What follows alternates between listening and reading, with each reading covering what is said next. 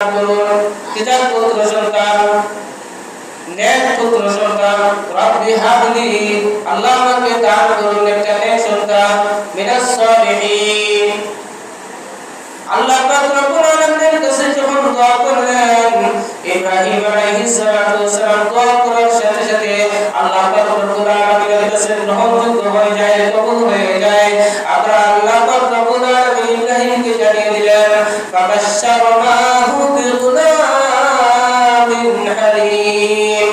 ও নবী ইব্রাহিম আলাইহিস সালাতু ওয়াস সালাম, আমি আল্লাহ পাক রব্বুল আলামিন তোমাকে এমন একটা সন্তানের সুসংবাদ দান করেছি যে সন্তানটা তোমার ভোগের দর্শী। সুবহানাল্লাহ।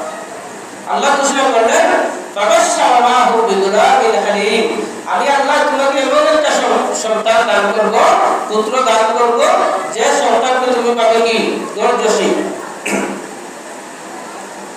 فلما بلغ معه السعي قال يا بني إني أرى في المنام।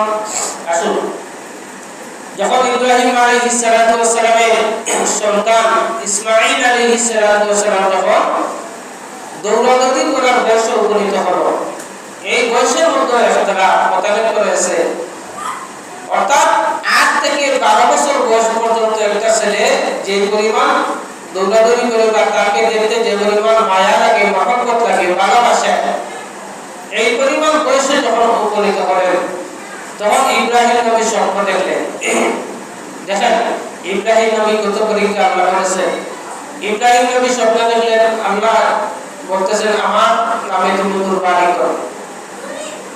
তিনি তার স্বপ্ন বাস্তবায়ন করার জন্য 100 উট একসাথে কুরবানি করলেন। আবার দ্বিতীয় রাতে স্বপ্ন দেখলেন যে তুমি আমার নামে কুরবানি করো। পরের দিন তিনি 100 দুম্বা আল্লাহর রাস্তায় কুরবানি করলেন। তৃতীয় রাতে আবার স্বপ্ন দেখলেন তোমার সবথেকে প্রিয় বস্তু আমার নামে কুরবানি করো। ইব্রাহিম ইসলাম যেহেতু নবী, তখন তিনি বুঝতে পারলেন যে সবথেকে প্রিয়